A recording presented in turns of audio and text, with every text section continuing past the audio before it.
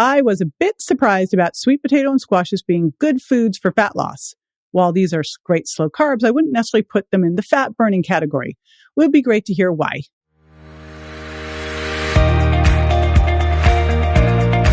This is JJ Virgin, 4-time New York Times bestselling author, celebrity nutrition expert, and fitness Hall of Famer. I've been on a lifelong quest for answers to the toughest health questions. And now I'm sharing what I found with you. Welcome to Ask the Health Expert. Magda Health Coach from Instagram asks, I was a bit surprised about sweet potato and squashes being good foods for fat loss. While these are great slow carbs, I wouldn't necessarily put them in the fat burning category. It would be great to hear why. All right, well, this is a bigger vision thing that I'm going to explain to you. So I will be right back to explain kind of the bigger vision of what we need to do to get to our body to be a great fat burner. I'll be back.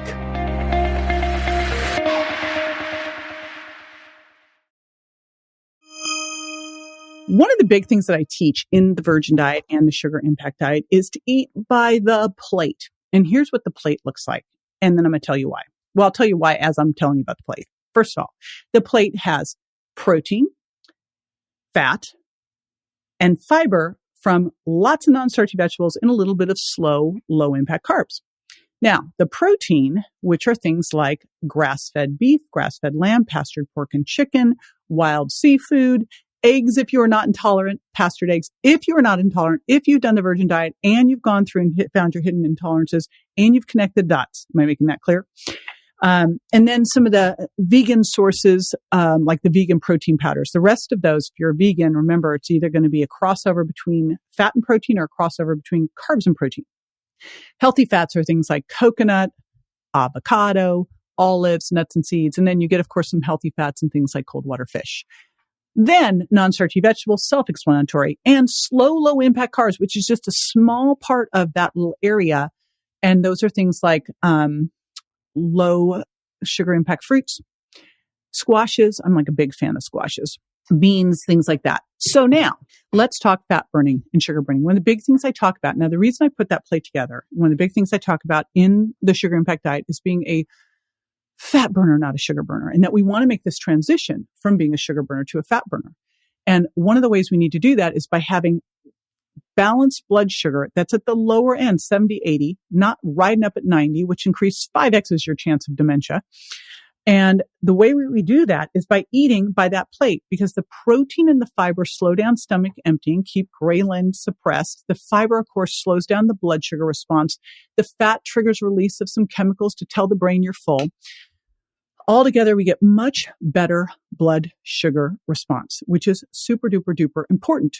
Now, if we don't have the big insulin, the big blood sugar spike and the big insulin spike, we're keeping insulin low, we're keeping blood sugar normalized, then your body then you can go, 5 to 6 hours between meals. You can do a 12 to 16 hour overnight fast. You can get into fat burning. You can easily access stored fat for fuel. If your insulin's high and you're basically shutting the doors to your fat cells. So that is why it's really much more of that bigger vision of how do we get your blood sugar balanced, insulin low, insulin sensitive, so your body can access stored fat for fuel. There are a couple things that can help you with fat burning. So I'm going to give you some of those too. Number one is coffee. We don't think about this, but coffee can help with fat burning. So, we know that having a cup of coffee before exercise, especially if you're in a fasted state and it's plain black, can help with fat burning and improve your exercise performance. Cayenne pepper spices can help with fat burning. I really wish that I liked them more. I have been drinking this lemon juice with cayenne, but I'm kind of a spice wimp. But they can help with fat burning. And then, of course, MCT oil. It's one of the easiest things to burn, so that can help. And getting the fructose down as low as possible. So it's interesting when you look at the sugars, they're not all created equal. And I always say, it's not about eating no sugar. It's about knowing which to choose and which to lose. And when you look at these sugars, you can either mainline them, like honey, fructose, like you're mainlining it in, or you can make it slowly from the foods you eat. Now, fructose is really interesting. And fructose, agave is 90% fructose, or there's crystalline fructose. And then there is fructose in things like corn syrup, there's fructose in fruit. But remember, the fructose in fruit It's got fructose and glucose and fiber and nutrients, as opposed to the juice with no fiber. So when you eat something with fructose in it, the fructose goes straight to the liver. It's the only organ that can metabolize it. And if there's not enough room for it to be stored as glycogen there, it's turned into fat. Assume that there's not enough room. The liver is a little small place. This is why we have fatty liver. So if you're eating fructose, it's making fat. It's also raising, it can raise your blood pressure. It can raise insulin. It can cause leaky gut. It's more glycating, more aging than any other sugar. Doesn't mean don't eat fruit, but don't drink fruit juice, eat dried fruit, all that kind of stuff. Definitely not fat burning. And it shows that if you eat sugar, especially fructose, after a workout, you can shut down that fat burning from the workout. So the last thing you want to do is have like a big juice after a workout. Oh my goodness.